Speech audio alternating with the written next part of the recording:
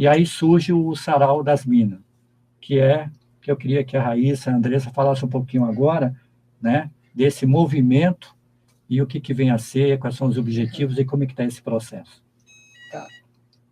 Bom, na realidade, foi criado um grupo de WhatsApp chamado As Mina Tudo, pela Cara Navarro, que é a baixista da banda Super Combo. Ela criou, acho que com umas 10 musicistas. A proposta inicial do grupo era só criar um grupo uma rede mesmo, para conectar cantoras, instrumentistas e tal, porque ela queria conhecer mais. Afinal, ela está numa banda majoritariamente composta por homens. E ela criou esse grupo de WhatsApp, inicialmente era só para musicistas, e aí, no decorrer do tempo, foi se criando uma rede de áreas correlatadas com a arte. Então, era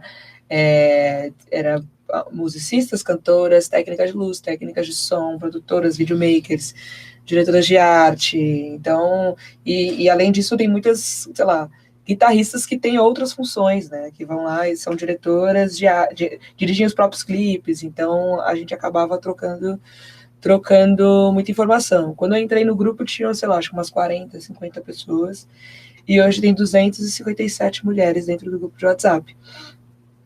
Eu falo que é uma rede, né? Não é um coletivo e tal. Então, na realidade, o Sarau As Mina Tudo é um braço disso. Eu conheci a Raíssa por meio desse grupo também, com amigas em comum e tal. E aí o Sarau saiu meio que dessa pequena bolha que, querendo ou não, é esse grupo. E, enfim, você pode ir falando, me cortando se precisar. Não, você tá indo muito bem.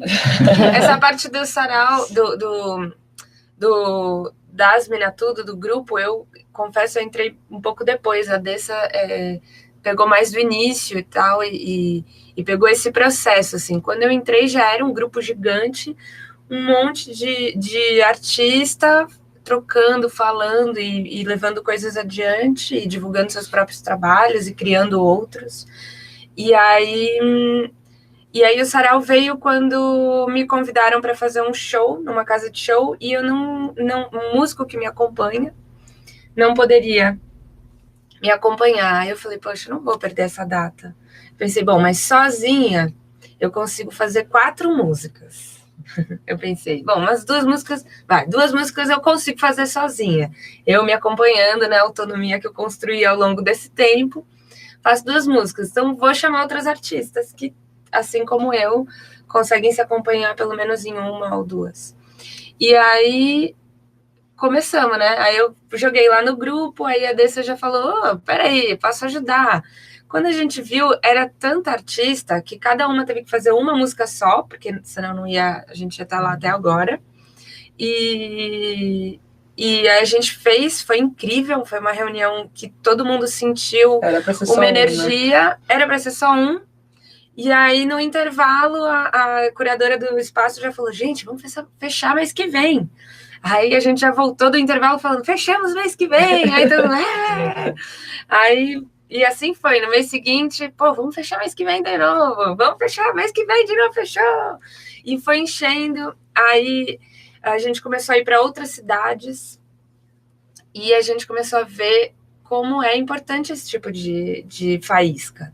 Que o Sarau tem sido um evento em que as mulheres se reúnem, expõem seu trabalho, né? Seja uma artista com carreira construída, que tocou diante de orquestras, seja uma artista que só canta no chuveiro, ou que só escreveu para si mesma. Tem muita artista que acaba estreando lá no nosso Sarau. Então, virou um ambiente de troca, de apoio, de visibilidade. E tem isso, assim, no palco, na plateia, homens são muito bem-vindos, mas no palco é só mulher. Então, a gente acaba provocando as mulheres, as cantoras, preciso de uma instrumentista mulher agora. E aí você cria esse elo e cria esse tipo de oportunidade. A gente faz muito essa ponte. Então, mas aqui essa música eu toco com o meu pianista. Falei, olha, eu tô 4 contatos aqui de pianistas. Entre em contato com ela. Se você não conseguir, a gente se vira. Aí, sei lá, na primeira ela já consegue. E já, sei lá, teve uma uma mana, a Raquel, eu indiquei uma pianista, hoje elas têm um projeto juntas, que elas tocam em tudo quanto é lugar, e que se conheceram no Sarau. Então a proposta do Sarau é promover esse encontro, né? Então a gente sai de São Paulo, migra para uma outra cidade, para promover um encontro que não acontece lá. São Paulo é uma cidade que rola muita coisa, até um pouco saturada de vários eventos, só que assim, se você vai para Belo Horizonte ou você vai para Floripa, não existe essa movimentação. Então, promover essa movimentação dentro dessas cidades que tem essa escassez de movimentos de mulheres mesmo, é incrível. A gente foi em Porto Alegre, então, assim, nossa, a gente viu que tá cheio de artista também, em Curitiba, a gente acabou de voltar de uma turnê pelo Sul.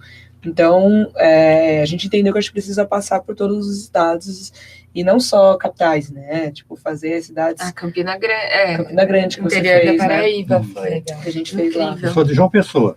A gente fez lá em João Pessoa também. Foi o primeiro itinerante do nosso sarau, foi em João Pessoa. Foi incrível, muita artista incrível de lá. E que já veio participar. Então, a Maria existe esse Alice intercâmbio, né? Vocês também promovem esse intercâmbio. Eu acho interessante também, meninas, até para a gente descentralizar e sair um pouco desse eixo Rio-São Paulo, né? Porque o nosso país é rico, é continental, muitas produções fora, e às vezes tem tanta gente fazendo coisa bacana, coisa legal. Então, isso que vocês fazem com o Sarau, de ir lá, ver a localidade, né, os talentos locais e, de certo modo, fazer esse intercâmbio, é muito interessante.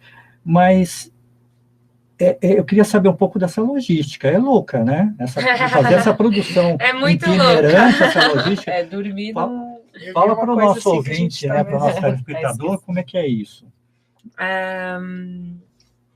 No sentido de produção ou de fazer isso real acontecer? Bom, tudo, de tudo, né?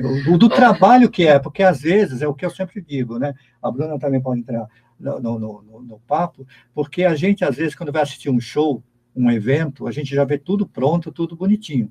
E o povo acha que é aquilo.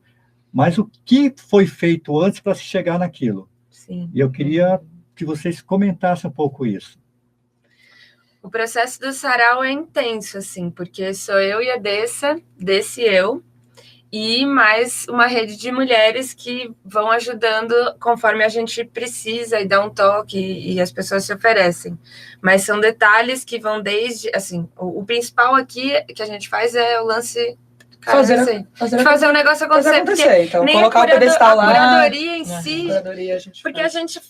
a gente faz a curadoria dos eventos, mas a gente tem um coração muito mole e a gente não se guia pela visibilidade que uma artista já tem para colocar lá dentro do sarau. Então, às vezes, assim. Então, para quem não conhece, é o seguinte: o sarau são 2 blocos. Um bloco de artistas pré-confirmadas, que se inscrevem previamente, a gente divulga essas artistas para o evento acontecer. E o segundo bloco é de microfone aberto, de artistas que aparecem no dia e se inscrevem e fazem uma canção, ou um poema, ou uma dança, enfim. E aí, para a gente fechar esse time de artistas pré-confirmadas, é boca a boca. Meninas, não sei o que, tá rolando isso. Aí uma que conta para outra, que fala, a fulana tá sempre tocando. E por ser uma música só, acaba sendo mais tranquilo, né, pra pessoa ir não só uma música, né, uma apresentação. Uma apresentação. A gente tem de tudo, então vai cantora, vai uma mana sapatear, vai uma cantora lírica fazer uma performance, sair do camarim, descer as escadas. Então, assim, a gente não é só de música, acho que é importante também deixar claro isso. Então, tem muitas poetas que vão declamar, e, enfim, é muito bonito nesse sentido. E só que fazer acontecer, então, aqui a gente, querendo ou não, a gente já vai fazer 1 ano mês que vem, então já conhece a estrutura, já sabe como funciona, já sabe que hora que a passagem de som, já sabe que tem a caixa X, então a gente já sabe todas as problemáticas que podem vir em São Paulo. Em São Paulo, então, só que quando a gente migra, aí é um tiro no escuro. Então, sei lá, Curitiba, a primeira vez que a gente reservou um espaço que era aberto, a gente sabia que era aberto, mas a gente não pensou, putz, vai chover.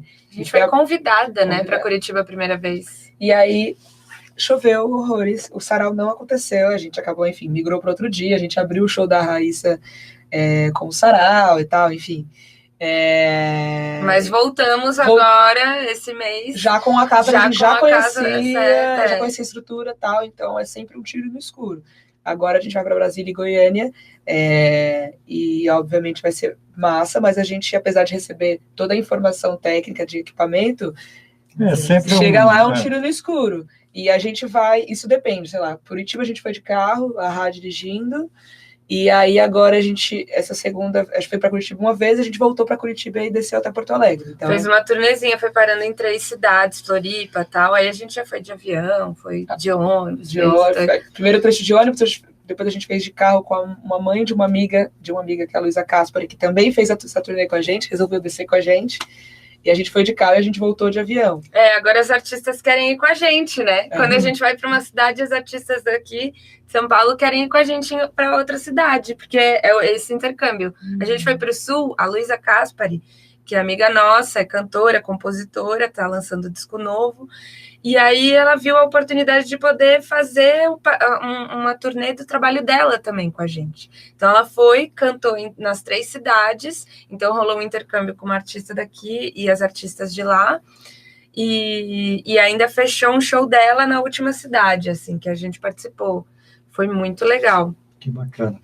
Ô, Bruna. Mas, enfim, desculpa, eu nem sei se a gente conseguiu explicar realmente a logística, sim, porque são muitos detalhes, muito... Mas é isso, chegar, a gente não conseguiu nem passar em casa, né? Onde a gente ia ficar hospedado. Então, a gente chegou em Floripa e foi direto para casa de show, assim, sem um dia num lugar, outro dia em outro, já chega na estrada, já vai para o lugar passar som, organiza as meninas, mas o mais bonito, só para resumir o lance da logística, é como as artistas se envolvem para o lance acontecer. O fato de ser um sarau de mulheres chama a atenção do público e das próprias artistas, assim, todo mundo quer participar, porque o mais comum é isso, ser em lugar e de só ter homem. Esse lance de ser um evento o fato de ser de São Paulo, quando a gente vai para outras cidades, é muito legal. É bem interessante. Bruna, e fala um pouquinho da tua carreira como cantora, né? Qual o teu estilo, o que você gosta de cantar? E esse teu envolvimento você já conhece esse movimento também, tudo?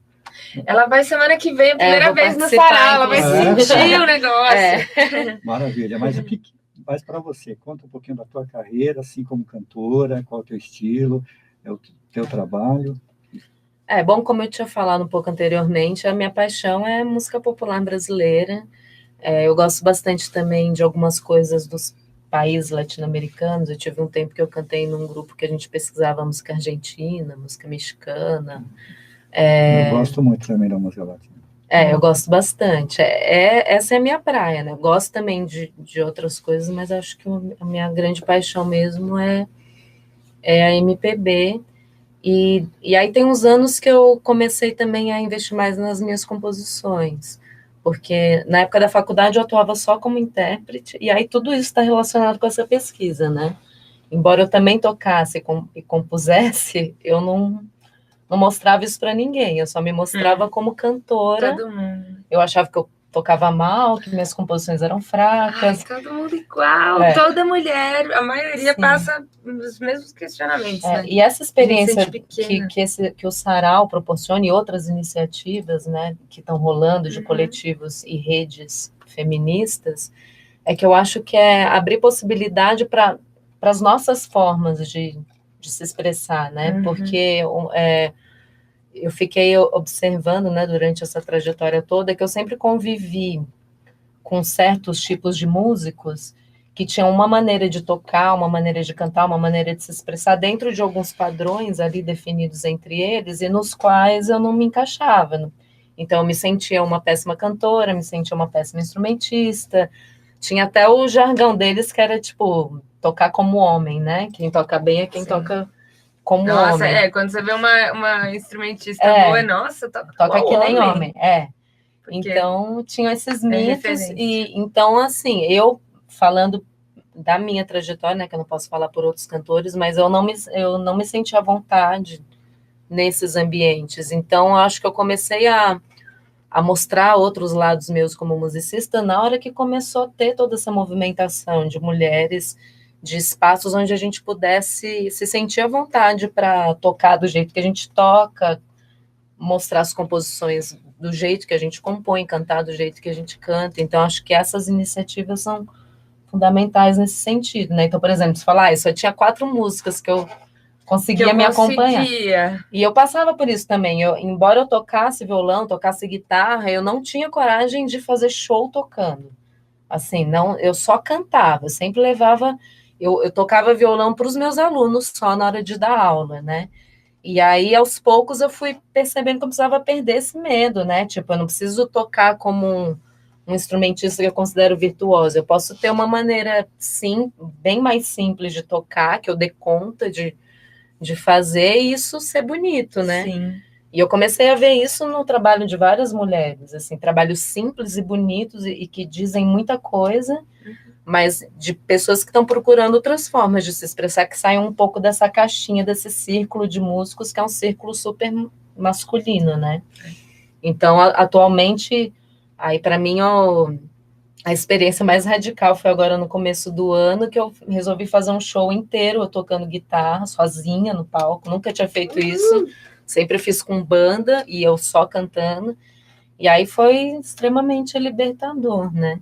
E eu acho que esses tipos de espaço, como o Sarau das Minas, eles precisam existir para a gente ir descobrindo, né? Que a gente não precisa ter esse medo, né? Do instrumento. No final a gente percebeu o Sarau é para a gente também. A cada edição a gente ou se arrisca a fazer um arranjo novo, um lance novo, ou, enfim, é inspirador mesmo. Bacana. E vocês, como cantoras também, fala um pouquinho da carreira de vocês, né? Alguns projetos, qual que é o estilo, o que vocês gostam. Conta um pouquinho para a gente. Eu primeiro. Vamos mudar a ordem. O fato de eu ter começado a tocar cavaquinho me conectou com samba, assim, então... E já assim, qualquer tipo de instrumento de corda, as mulheres, acho que dentro da sua pesquisa deve ter descoberto muita coisa referente a isso, quero até ler, inclusive. Tô curiosa também, quero saber mais. O cavaco é um instrumento, mais ainda que o violão, ainda é um instrumento muito mais masculino. Então, assim, eu nunca tive referência alguma. Então, depois que eu fui entender a importância da referência, né, de você ver uma mulher tocando para você se inspirar e tocar. E aí essa relação com o cavaco e com o instrumento e de começar essa minha relação com o samba foi muito doida, assim, porque eu não sabia tocar nada, sabia tocar 2 músicas. Eu falei, não, vamos tocar, vamos ganhar cerveja, vamos tocar por qualquer coisa, que o bar não ia pagar mesmo, mas a gente ia passar um chapéu. E eu aprendi tocando. Então, assim, eu não sabia, eu sabia ler cifra, então eu deixava a cifra lá e eu sabia mais ou menos, porque eu só sabia ler para violão, e para o cavaco era outra coisa. Então eu ficava olhando para a cifra, cantando e olhando para o público. Então eu saía tocava 1h30, 2 horas, saía do show assim, travado. E assim, tocando por prazer e por lazer, sem nenhum foco assim de, eu vou gravar algo. E aí eu conheci algumas artistas, que inclusive foi uma das que me colocaram nesse grupo, e então minha movimentação dentro do lance de compor e de pensar mesmo numa estrutura de carreira foi por conta das mulheres que eu tive acolhimento. Então era tipo, fui compor uma música o ano retrasado, e porque eu vi várias mulheres compondo, e poxa, acho que eu vou compor uma coisa aí um dia.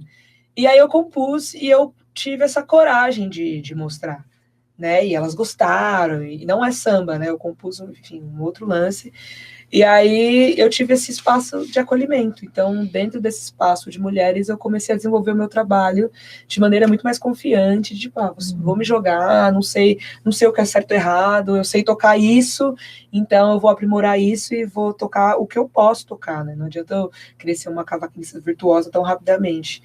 E então hoje o Batuque de Lara eu sou front, então eu faço cavaco e voz, e eu tenho sempre mais 2 percussionistas que me acompanham. E aí eu falava, não, em algum momento eu vou largar o cavaco e só cantar, porque não dá para fazer as 2 coisas. Mas o fato de eu não ter alternativa, de não ter outra cavaquinista que topasse, eu acabei tendo que aprender a ter resistência de fazer um show, sei lá, de 4 horas, cantando e tocando o tempo todo, sem parar, e, tipo, com as 2 percussionistas, assim. Maravilhosa! É uma loucura, então, né? E aí, tipo, o fato de ter colocado Lara em referência a Dona Ivone é de alguma forma uma homenagem, mas é mais uma referência mesmo. E a Dona Ivone, vocês falaram disso, a Dona Ivone, ela era uma compositora que ficava nos bastidores também. Então, o primo dela assinava as composições dela e colocava na roda. Então, assim, a Dona Ivone foi gravar o primeiro disco, acho que 53 anos. E a primeira composição dela foi com 12 anos de idade. Então, assim, ela passou todo esse tempo com tudo isso guardado. Ela abriu portas para que a gente possa estar fazendo esse sarau aqui. Então, a gente tem que ser grata a essas mulheres, porque, querendo ou não, elas lá atrás fizeram isso tudo para a gente poder estar falando, estar num programa de rádio aqui falando sobre isso. Com certeza, né? Ela, Clementina de Jesus, Clementina, né? maravilhosa. Pessoas maravilhosas, né?